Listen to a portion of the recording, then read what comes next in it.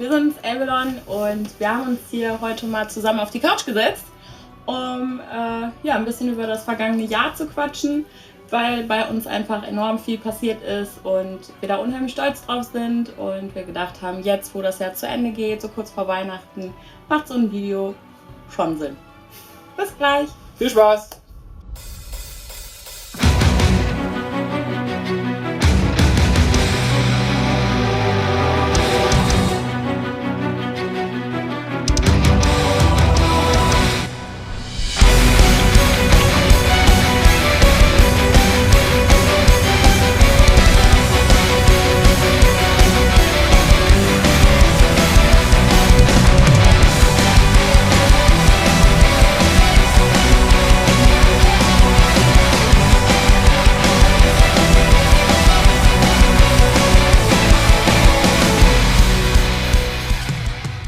Ja, was ist passiert? Januar, dann haben wir angefangen mit den Proben, ne, für die Release-Party. Das war auf jeden Fall noch schon stressig, weil wir haben auch irgendwie, glaube ich, echt nicht oft geprobt für die Release-Show. Nein. So wir haben schon viel geprobt.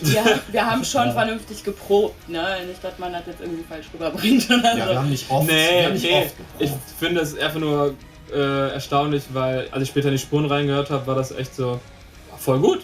Ich meine, klar, war mal irgendwo da und da ein kleiner Verzocker, aber dafür, dass wir eigentlich echt jetzt nicht so super intensiv geprobt haben, war das echt ein sauberes Konzert. Es waren dann auch so Verzocker irgendwie, die dann nur wir hören, ne? So typisch. Ja, klar. Ja, kann ich mich auch noch daran erinnern, als wir uns das angehört haben, die Spuren im Proberaum, wo wir dann auch nochmal zusammen eben drüber geguckt haben und weiß ich auch noch. Aber das Konzert an sich ist ja auch echt mega super gut angelaufen, ne? Kamen auch richtig viele Leute, hätte ich gar nicht gedacht. Ja, der Raum war voll. Ja. Der Saal war voll und das war ziemlich erfreulich dann zu sehen, wie ich finde. Weil man hat sich schon ein bisschen Erwartungen gemacht und die wurden dann einfach übertroffen. Ja, das fand ich auch. Und die Show auch selber, wie die Leute damit abgegangen sind und wo wir ja noch gar nicht auf der Bühne standen, das Intro geht los und alle schreien und das ist einfach so ein Gefühl. Ja. Das war super. Ja. Aber es war cool. Es waren auch viele Leute da, die mir später erzählt haben, die dann wirklich von etwas weiter herkamen. Ne? Auch wenn sich jemand mit einer Band beschäftigt und die so toll findet, die eigentlich noch nicht richtig bekannt ist, dann fühle ich mich schon irgendwo geehrt. Ja, das war das Release-Konzert. Was kam denn danach so? Danach kam Schnipplerei am Videomaterial. Ja, das war das Coolste eigentlich, weil mit dem durch das Video dann noch hatte ich mal so voll die Höhepunkte nochmal dadurch, weil einfach, wenn du das nochmal so siehst auf den Bildern, dass die Leute ein bisschen abgehen, so im Konzert ist man da irgendwie doch in so einem Tunnelblick. Ja, total, ne? Das habe ich auch immer. Und sieht dann irgendwie nur so 3, 4 Gesichter vor sich, irgendwie und der Rest ist so eine schwarze Masse. Wenn ich Glück habe, ich habe die ganze Zeit Scheinwerfer im Gesicht. Ja gut, auch im Gesicht, deswegen sehe ich auch nur die ersten 3. Ja, ich habe auch immer diesen Tunnelblick irgendwie, ne? Ich habe, als ich noch relativ jung war, ich glaube ich war so 12 oder sowas, und da hat mir ein Regisseur gesagt, wenn ich irgendwo bei einem Casting bin, soll ich mir einfach hinten einen Punkt an der Wand suchen und diesen Punkt ansingen. Und irgendwie habe ich das aus irgendeinem Grund beibehalten und singe ganz oft einfach hinten wirklich bis ans Ende der Halle, nehmen dann auch die Leute überhaupt gar nicht richtig wahr. Und wenn du dann siehst, wie das wirklich abgegangen ist, wie es vom Publikum aus aussah, und du hast ja doch irgendwie eine gewisse Distanz zum Publikum, dadurch, dass du einfach höher bist auf der Bühne, ne? Ja, ist schon komisch, wenn man sich eigentlich später ein Video angucken muss, um zu wissen, wie es dann eigentlich war. Ja, das ist schon traurig eigentlich. Du kommst auch erst von der Bühne und fährst dann langsam runter und bist dann so, oh, irgendwie habe ich jetzt richtig Bock. So. Und vorher war das nur, oh Gott, wir müssen jetzt gleich, ne? Und das muss alles gut laufen, und gerade auch wegen den ganzen GoPros, die dann da für das Video rumstanden, ne? Das war schon krass. Was jetzt ja vor allem auch bei der Show ziemlich cool war, dass wir haben ja... Wann haben wir schon mal den Luxus, dass wir nach dem Konzert von der Bühne direkt zu den Leuten gehen können? Ja. Das haben wir nie. Die ganzen Contests, die wir dieses Jahr gespielt haben, oder Festivals, da ist ja nur Stress, Abbau in den Wagen und da musst du auch schon wieder weg und so. Apropos Contest, mit welchem Contest haben wir denn dieses Jahr angefangen? Das war in Oberhausen. Ja, Best of Unsigned war das, Zentrum Altenberg. Ja. Sehr, sehr geiler Contest. Super gut, ja. Hat viel Spaß gemacht.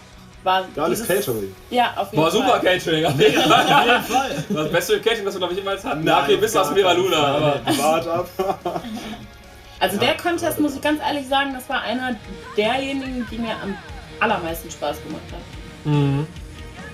Eigentlich komisch, weil es war ja auch, glaube ich, musikalisch sehr gemischter Contest, glaube ich. Ja, das ging durch alles durch. Also da war alles dabei, vom Death Metal. Fand ich Ashby noch mit dabei? Ashby war die waren auch mit in die unserer waren dabei. Vorrunde. Ja, und in der Vorrunde haben wir ja die beiden ersten Plätze gemacht, ne? Jurywertung und Publikumswertung. Genau, ja.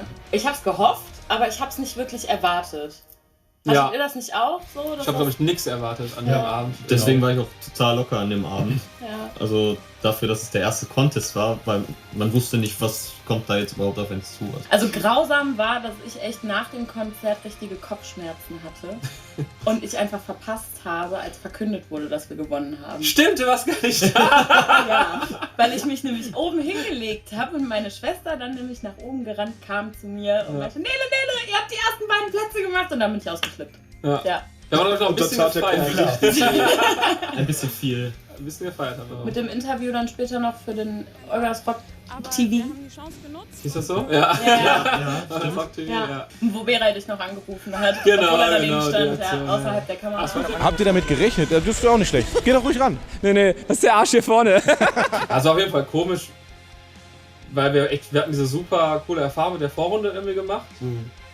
Und Finale war irgendwie anders. Ja, schon fast so, als hätten die Leute uns da so ein bisschen erwartet. Also die haben da schon gut mitgemacht. Ja, also das Konzert des Finales Leute, war entspannt, obwohl Contests eigentlich für eine Band nie entspannt sind. Das ist immer super viel Umbaustress und... Einfach auch schon alleine durch dieses System, dass du nicht weißt, wann du dran bist. Ne? Ja, boah, das macht einen... Man ist die ganze Zeit irgendwie auf 180 und... Ja, weil du willst auch nicht die ganze Zeit dann im Saal stehen und warten und warten und warten. Also gehst du nach oben und wenn du aber oben bist, kriegst du nicht alles mit und dann...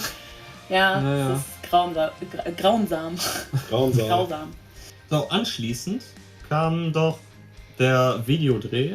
Genau. Dann, um endlich dann das Video fertig zu kriegen. Ja, 19. Juni war das, haben wir gedreht. Hat ja auch gar nicht lange gedauert. Boah, nee, wann war der erste Dreh? Das war 2014 auf jeden Fall noch. Ja. Und das Im war... Sommer. Nee, Herbst. Ende das war Sommer. Ende Sommer, Anfang Herbst. Ja. Irgendwie sowas, ja. Das war echt lange her. Aber wir haben es einfach... Boah, das war so eine Tortur, der Dreh im Endeffekt. Also auch eigentlich nur dieser zweite Termin. Der erste Termin, wo wir die Storys hier gedreht haben, war ja alles easy, super entspannt. Als wir dann auch alle zusammen Eben, wir waren alle da, wir haben auch nur ein paar Stunden. Stunden gedreht. Wir mussten selber nicht vor der Kamera agieren, das war auch sehr angenehm. Und dann direkt bei Mirko auf der Kamera so ein paar Shots zu sehen, das war richtig geil. Vor allen Dingen euren Shot. Einblenden bitte. Der hat es leider nicht ins Video geschafft, da kommt eine Extended-Version. Die Bonus-Sequenz kommt dann noch dazu. Auf jeden Fall. Ja, eigentlich wollten wir das ja irgendwie Anfang 2015 schon im Kasten haben. Aber das mit der Planung ging ja immer wieder zunichte. Weil eigentlich wollten wir das sogar schon 2014. Ich habe immer mal, mal kurz angedacht, Release-Termin war August 2014 oder sowas irgendwie. Ne, ein bisschen später. Bisschen später? Ja, auf jeden Fall nicht so spät, wie es dann geworden ist. Aber gut, so ist das halt. Gut Ding will weiter haben. Ja. Das hat sich auch gelohnt am Ende. Ja, auf jeden Fall. Ja, das Problem war ja einfach nur die ganzen geplatzten Drehtermine, die wir nach hatten. Also wir haben ja immer wieder Termine gemacht. Einen haben wir eigentlich auch so weit durchgezogen und als dann alles stand, fing es auch mal an zu regnen. Der Plan war nämlich als erstes, das draußen zu machen, die Bandszenen. Ja, und dann fing es an zu regnen. Ja, das war wirklich furchtbar. Meine Mann hat da so viel organisiert und dann der Kack mit dem Regen. Das war wirklich so ein richtiger Reinfall. Ja, aber dann, als wir dann mit André gesprochen haben, unserem Lichtmann, ja. Genau, unserem Lichtmann, unserem Lichttechniker, der hatte ja eine ganz coole Idee, ne? Mit dem Dreh.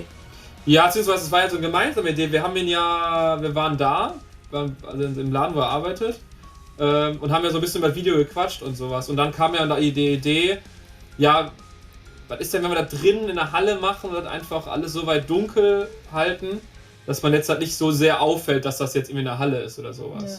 So, und dann kam er ja auf die Idee, dass man ja bei uns die Festivalhalle ja theoretisch mieten könnte.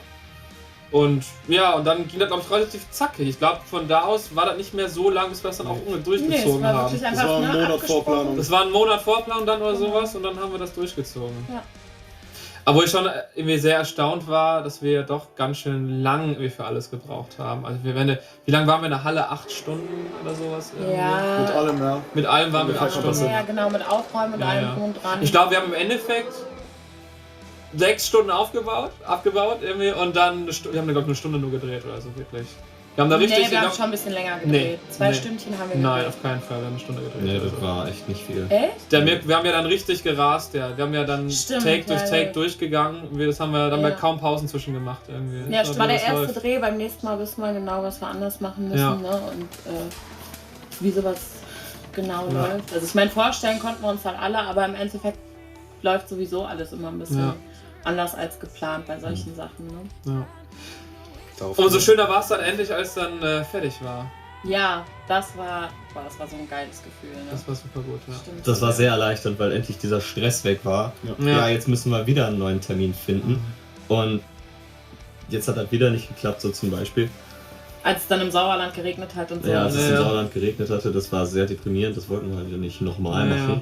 Da ist man schon stolz drauf, ne? Wenn du dir dann selber angucken kannst, irgendwie, was du da geschafft hast, ne? Und wie sehr sich das entwickeln kann. Ne? Wenn ich mir überlege, wie klein wir angefangen haben, in so einem Mini-Proberaum irgendwo mitten in Mörs irgendwie, und jetzt haben wir unseren eigenen Raum und proben regelmäßig und stellen echt ein bisschen was auf die Beine. Und wenn du dann dieses Resultat siehst, wofür du echt auch viel, finanziell gesehen viel bezahlst einfach. Und auch viel Arbeit drauf reingesteckt hast. Genau, und einfach viel Arbeit reinsteckst und du kriegst dann auch so eine geile Resonanz, wie wir auf Facebook gekriegt haben dafür zum Beispiel. Ne? Und das ist so... Ja, das war bisher, glaube ich, so die größte Resonanz, die wir so hatten. Das ist die beste Gage für mich. Ja. Ne? So, dafür mache ich das. Der Mirko hat das einfach unglaublich gut gemacht. Also wir kennen ihn ja eher von seinem Arbeiten mit, sag ich mal, Bands aus etwas anderen Metal-Bereich her, irgendwie so, mehr aus dem Metalcore. Ja, und das ist halt auch hat das ein bisschen andere Anforderungen so an das Bild irgendwie, und dann war ich total happy, als ich das Ergebnis gesehen habe und dann gemerkt habe, boah, das hat total gepasst einfach. Er hat total gut verstanden, worum es uns geht und hat das super umgesetzt. Das ist echt 1A umgesetzt. Sieht echt gut aus. Total zufrieden mit jeder Szene, auf jeden Fall. Darauf kann man stolz sein. Ja. Und dann weiß man auch im Endeffekt einfach, warum das so ewig gedauert hat. Ne? Schon cool, wenn man das jetzt so mal sieht. Dann war es das jetzt auf jeden Fall wert.